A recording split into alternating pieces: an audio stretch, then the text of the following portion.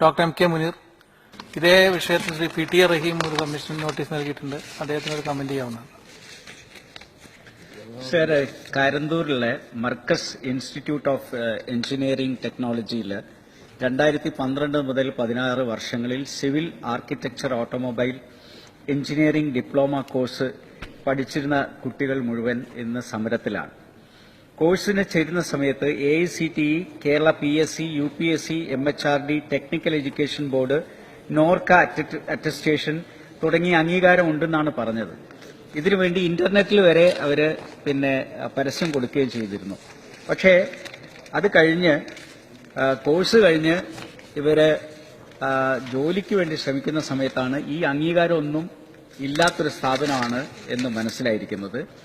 450 കുട്ടികൾ അഡ്മിഷൻ എടുത്ത് 1.5 ലക്ഷം രൂപ വെച്ചിട്ടാണ് ഫീസ് വാങ്ങിയിട്ടുള്ളത്.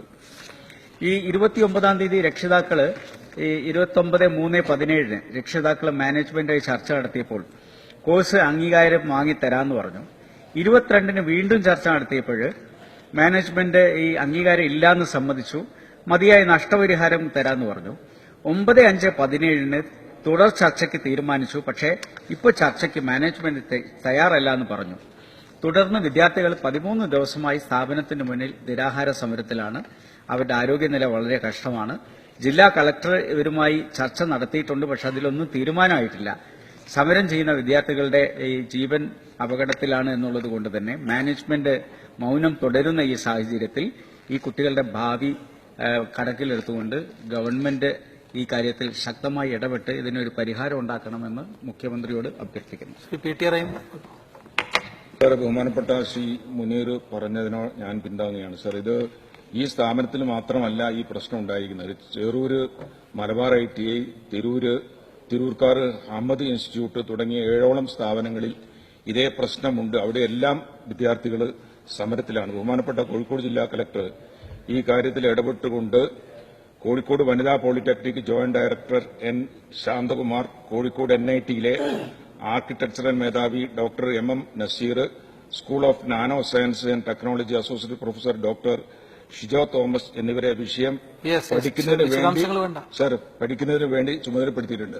വസ്തുതകൾ ഇങ്ങനെയൊക്കെ ആണെങ്കിൽ പോലും ഈ കുട്ടികളുടെ ഭാവി നഷ്ടപ്പെടാതിരിക്കുവാനുള്ള നടപടികൾ സർക്കാരിന്റെ ഭാഗത്തുനിന്നുണ്ടാകണം എന്നാണ് എനിക്ക് പറയാനുള്ളത്. സർ, കോഴിക്കോട് കുന്നമംഗലത്തുള്ള Karanthur Markaz institute of engineering technology എന്ന സ്ഥാപനത്തിന് ഡിപ്ലോമ കോഴ്സ് നടത്തുന്നതിന് സംസ്ഥാന സർക്കാർ അനുമതി നൽകിയിരുന്നില്ല. ഇവിടെ ഈ സ്ഥാപനം മാത്രമല്ല 7ഓളം സ്ഥാപനങ്ങളുണ്ട് എന്ന് ബഹുമാനായ PT റഹീം പറയുകയുണ്ടായി.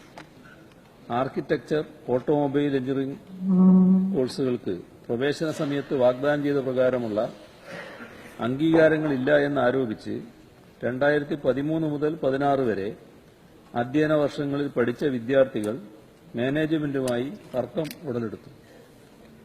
തുടർന്ന് വിദ്യാർത്ഥികളും രക്ഷിതാക്കളും മാനേജ്മെന്റ് പ്രതിനിധികളുമായി പലവട്ടം ചർച്ച നടത്തി.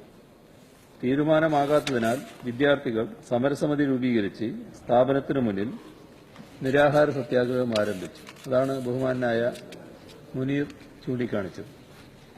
12/5/2017 ഇതുമായി ബന്ധപ്പെട്ട് ജില്ലാ കളക്ടർ മാനേജ്മെന്റ് പ്രതിനിധികളെയും വിദ്യാർത്ഥി പ്രതിനിധികളെയും വിളിച്ച് ചർച്ച നടത്തുകയുണ്ടായി. സാങ്കേതിക വിദ്യാഭ്യാസ വകുപ്പിലെ ഉദ്യോഗസ്ഥരെ ഉൾപ്പെടുത്തി ഒരു കമ്മിറ്റി രൂപീകരിക്കുകയും 23/5/2017 റിപ്പോർട്ട് സമർപ്പിക്കുവാൻ കളക്ടർ ആവശ്യപ്പെടുകയും ചെയ്തു. 23/5/2017 മാനേജ്മെന്റ് പ്രതിനിധികളോടും വിദ്യാർത്ഥികളോടും കളക്ടറുടെ ചേംബറിൽ ഹാജരാകാൻ നിർദ്ദേശിച്ചിട്ടുണ്ട്.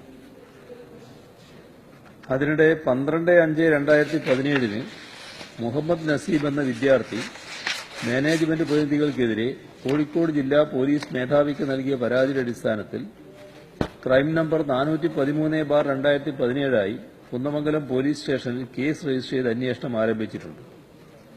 23/5/2017 ചർച്ചയിൽ രൂപപ്പെടുന്ന തീരുമാനങ്ങളുടെ അടിസ്ഥാനത്തിൽ തുടർ നടപടികൾ സ്വീകരിക്കുന്നതാണ്.